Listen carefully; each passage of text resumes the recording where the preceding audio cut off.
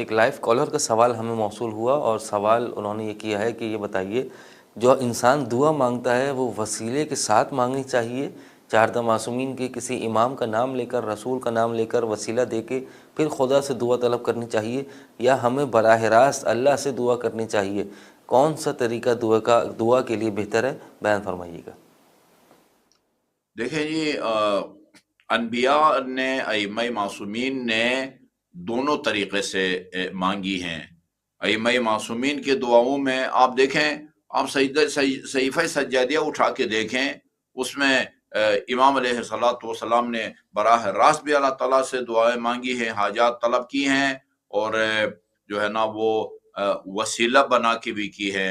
اللہم انی اسألک بحق هذا الشہر، رمضان المبارک کی آمد میرے خیال میں صحیفہ سجادے کی دعا نمبر 44 ہے، اس میں سید سجاد وہ رمضان المبارک کا جو بابرکت مہینہ ہے اس کو وسیلہ بنایا ہے۔ اسی طرح تیرے اولیاء کا واسطہ، تو براہ راست بھی آپ نے دعائیں مانگی ہیں۔ مثلا یہ جملہ ہے، اللہم ان کان، یہ ایک دعا ہے، اللہم ان کان، اللہم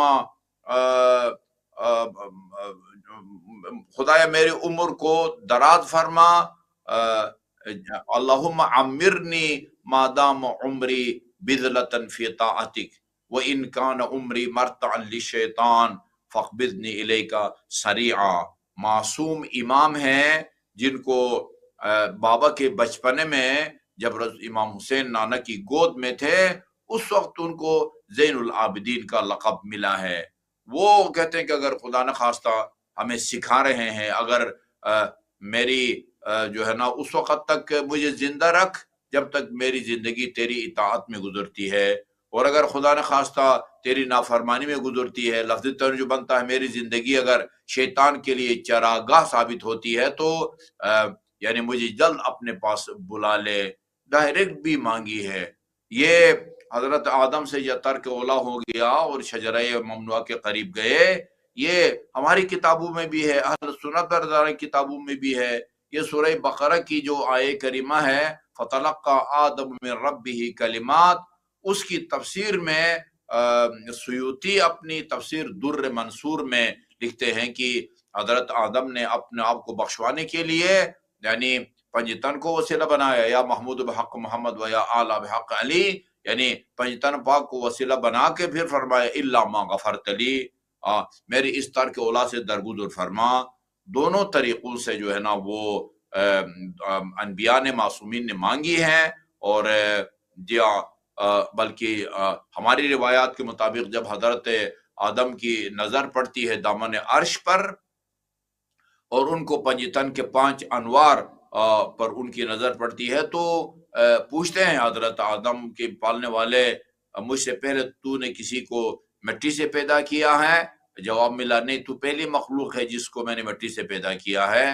وہاں پھر حضرت آدم نے پوچھا، یہ مجھے اپنے ہم شکل 5 انوار نظر آ رہے ہیں، یہ کن کے نور ہے؟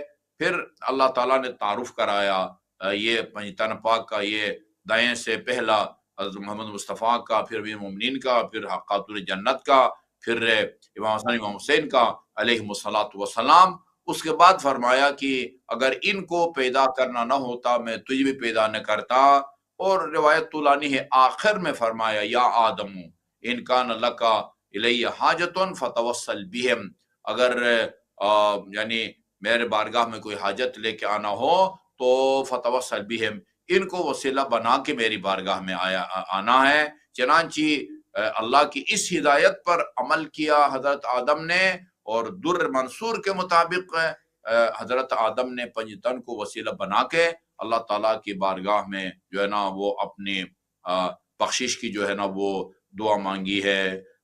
براہ راست بھی مانگی ہیں معصومین نے، اور وسیلے کے ساتھ بھی۔ امام حسین جب 28 رجب کو نکلنے لگے تو نانا کے روزے پر کھڑے ہو کے فرمایا تھا، اللہم انی اسألک بحق هذا القبر ومن فیہ، خدایا تجھے اس قبر اور اس قبر میں دفن ہستی کا واسطہ۔